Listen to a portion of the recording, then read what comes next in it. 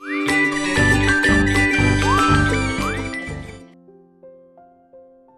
गांव में एक पेड़ के नीचे बहुत सी चींटी एक सुरंग बनाकर रहती थी।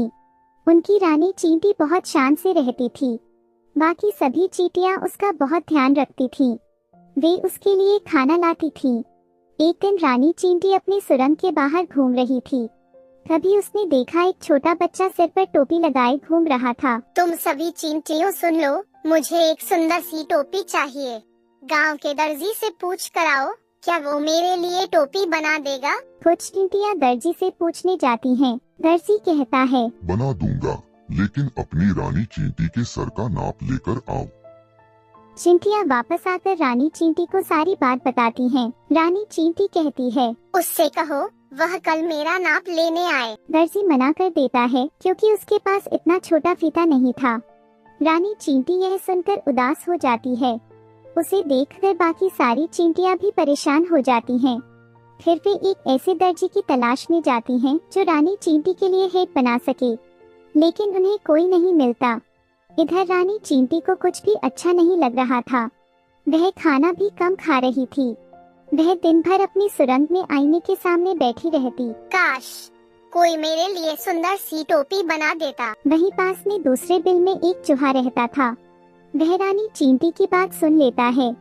चूहा उसके पास जाता है। बहन चिंता मत करो, मेरी पत्नी तुम्हारे लिए टोपी बना देगी।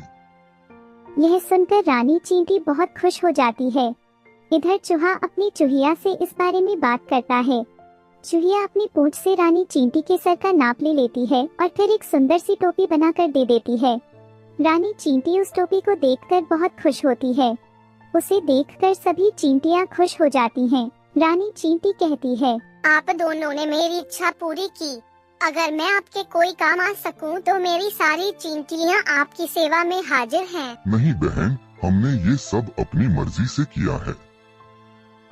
वैसे आपको कभी भी हमारी जरूरत हो तो हम आपके लिए अपनी जान भी दे देंगी। कुछ दिन बाद गांव में बहुत तेज बारिश होती है।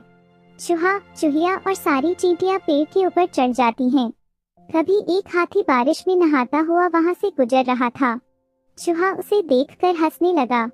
उस हाथी को लगा ये मेरा मजाक उड़ा रहा है। उसने पेड़ में जोरदार टक्कर मारी जिससे चूहा और चूहिया नीचे गिर गए। दूर से चींटियां ये सब देख रही थीं। हाथी जैसे ही अपने पैरों के नीचे उन्हें कुचलने के लिए आगे बढ़ा, कुछ चींटियां हाथी की सूंड में घुस गईं और इधर उधर काटने लगी। हाथी सब भूलकर सूंड को इधर उधर हिलाने लगा। इसी बीच मौका पाकर चूहा और चूहिया वहां से भाग जाते हैं और छिपकर उसी पेड़ पर बैठ जाते हैं। हाथी की सूंड में से चींटियां निकलकर जल्दी से पेड़ पर चढ़ जाती हैं। हाथी जब देखता है कि चूहा चूहिया भाग गए तो वह इधर उधर ढूंढने लगता है। कुछ देर बाद वह वापस जंगल में चला जाता है। आपका बहुत धन्यवाद। अगर आप हमारी मदद नहीं करती तो हम दोनों आज मर चुके होते। आपने भी तो मेरे लिए बहुत कुछ किया है। इस तरह चूहा, चूहिया और चींटियां मिलकर रहने लगते हैं।